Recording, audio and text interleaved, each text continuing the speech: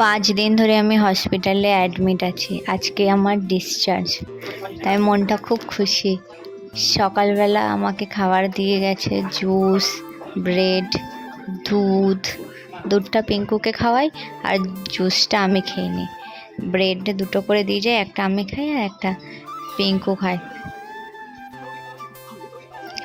আজকে চলে যাব বলে সকালবেলা ক্যানুলা খুলতে এসেছিল, কিন্তু আমার 2টো ইঞ্জেকশন বাকি ছিল যে স্লাইনের মধ্যে দিয়ে আমাকে দেয়।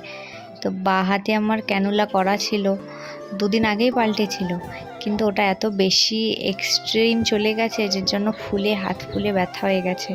তারপর আবার বাঁ হাত থেকে খুলে ডান হাতে লাগাতে হলো। দুপুরবেলা আমাকে খাবার দিয়ে গেছে রুটি, ছোলা, ডাল, সবজি, স্যালাড, ভাতটা তো আর বাঁ হাতে খাওয়া যায় না, তাই রুটিটাই খাচ্ছিলাম, ছিঁড়ে দিয়েছিল। আর আমার ডিসচার্জ হয়ে গেছে 4টে বাজে। সকাল থেকে ছাড়বে করতে করতেই 4টের সময় ছুটি দিল। 2 হাত খুলে দিয়েছে। আমার হাত দুটো এত ব্যথা, 2 হাতের এমন কোনো জায়গা নেই যেখানে আমার সুই ফোটায়নি। 7-8 দিন ধরে নন স্টপ আমার ব্লাড টেস্ট হয়েছে। এক হাতে ক্যানুলা, আর এক হাতে ক্যানুলা, একসাথে 2-3 জায়গায় ফুটিয়ে ক্যানুলা করেছে। 5 দিন ধরে এই ঘরটাই ছিলাম, আর যেন কোনোদিনও না আসতে হয়। তাও তো আমাদের কাছে কেবিন ছিল বলে আমরা অনেক ভালো মতো পিঙ্কুকে নিয়ে থেকেছি, নয়তো খুব কষ্ট হতো নর্মাল ওয়ার্ডে। আর বাইরে বেরিয়ে দেখি কত সুন্দর ওয়েদার, বৃষ্টি হচ্ছে।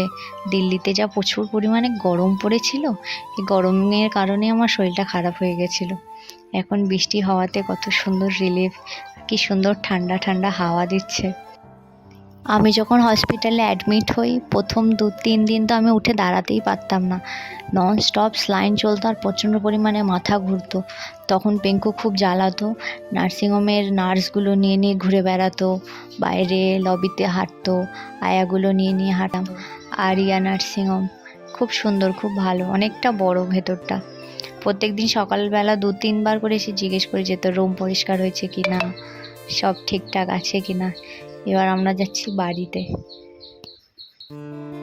অনেক বরকে আমি দেখেছি যে বউরা অসুস্থ হলে বাপের বাড়িতে দিয়ে আসে বা সেরকমভাবে কেয়ার করে না, কিন্তু আমার বর আমার বেস্ট মেডিকেল দেওয়ার চেষ্টা করেছে এবং দিয়েওছে। সারা রাত জেগে বসে থাকতো। আমার একটা ইঞ্জেকশন চলতো, ওটা চললে আমি খুব কষ্ট পেতাম, তখন পিঙ্কুকে ধরে হাঁটাহাঁটি সবও করতো।